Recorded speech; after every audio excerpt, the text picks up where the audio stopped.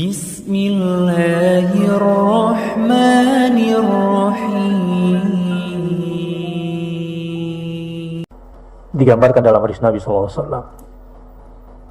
Ibu tahu bahwa orang pertama yang masuk surga adalah perempuan dari kalangan umat Muhammad SAW. Tentu yang pertama kali masuk surga dari semua manusia adalah Nabi SAW. Tetapi dari kalangan manusia, secara pembagian kelamin, perempuanlah yang pertama kali masuk surga. Yang digambarkan dalam hadis Mi'raj ketika Jibril menemani Muhammad SAW,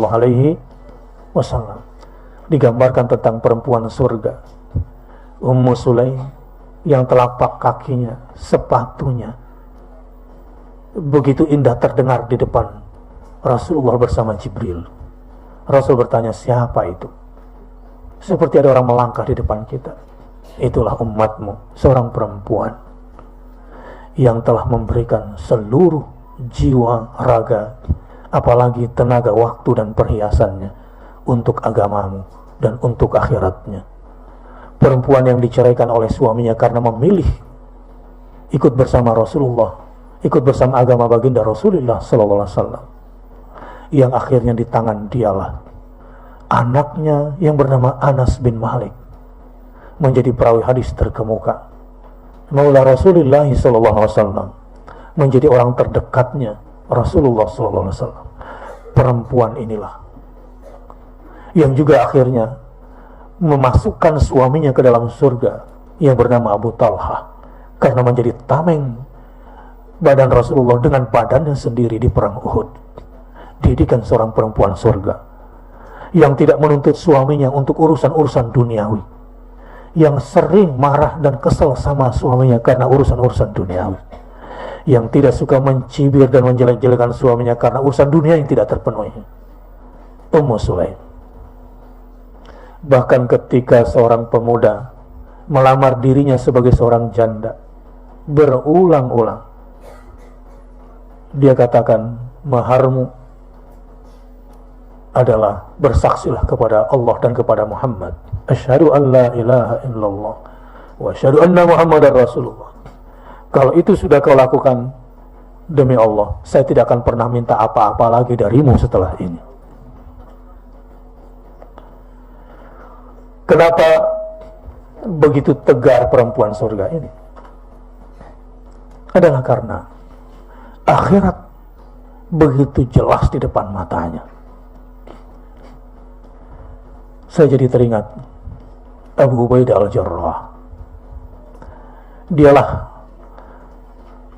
laki-laki yang disebutkan oleh Rasulullah SAW, likulli ummatin aminuha wa aminu hadhil ummah Abu Ubaidah al-Jarrah. Orang yang menjadi panglima tertinggi dalam membebaskan Baitul Maqdis dan membentengi Baitul Maqdis sampai akhir hayatnya. Tidak ada sedikit pun terbetik di dalamnya, di dalam benaknya untuk menjadi pejabat.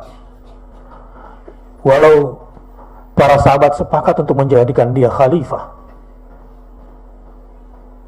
setelah wafatnya Abu Bakar. Bahkan dia ditunjuk pula menjadi khalifah sebelum Abu Bakar. Tapi dia menolak karena akhiratnya. Ibu-ibu sekalian, sampai hampir lupa pada dunia itu Abu Ubaidah al-Jarrah, di mana rumahnya pun cuma punya satu panci, itu pun panci yang sudah bolong karena saking tidak hiraunya pada dunia. Adalah perempuan-perempuan surgawi, perempuan-perempuan yang kakinya berpijak di dunia tapi tidak duniawi, perempuan-perempuan yang kakinya masih di dunia tapi raganya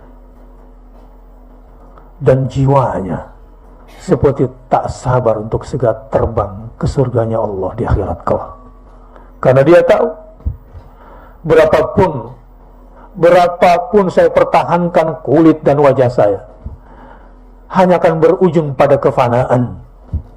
Betapapun mahalnya saya tutupi wajah dan badan saya dengan pakaian cantik, dan saya hiasi dengan perhiasan paling mahal, saya hanya membelanjakan sesuatu yang mahal untuk sesuatu yang bakal punah belaka. Perempuan-perempuan yang berorientasi ke akhiratannya adalah orang-orang yang sudah selesai dengan urusan diri dan dunianya.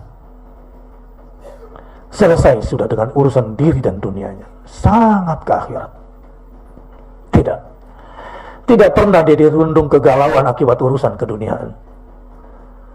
Bahkan orang-orang yang dicintai pun berani ditinggalkan kapan saja, karena dia tahu sekecil-kecil nikmat di sorga khairun minad dunya wa ma fiha. Sesedikit-sedikitnya nikmat di sorga, sependek-pendeknya kenikmatan dirasakan di sorga, khairun minad dunya wa ma fiha, lebih baik daripada dunia dan semua isinya. Begitu konkret akhirat itu di benaknya sampai dia berani mengatakan itu seperti digambarkan oleh Rasulullah SAW. Begitu terang akhirat bagi dirinya, apalagi jika disampaikan hadis Nabi SAW. Dalam satu ayat digambarkan, anna maudhi' sautin fil jannah khairun minad dunya wa ma fiha. Orang Arab itu punya kebiasaan, kalau ingin parkirkan hewannya, dilempar dulu cambuk hewannya itu, baru kemudian dia taruh kendaraannya supaya tempat parkirnya tidak dipakai oleh orang lain. Anda di sorga ada tempat parkir seperti itu, lebarnya hanya sebuah tempat parkir untuk kendaraan, katakanlah misalnya punya tanah hanya seukuran tempat parkir di surga, khairun minad dunya wa ma fiha, lebih baik daripada dunia dan seisinya andai kau kuasai semuanya itu. Terus kalau parkir mau lama di situ, sebentar kan? Walaupun tempat parkir itu sebentar di akhirat, di surga sana khairun minad dunya wa ma fiha, lebih baik daripada kamu menikmati dunia sepanjang hidupmu selama kamu di dunia, berapapun umurmu di dunia ini, yang pasti nggak sampai 200 tahun. Khairun minad dunya wa ma fiha. Begitulah gambaran akhirat di hadapan perempuan-perempuan yang ingin menjalani kehidupan surgawi.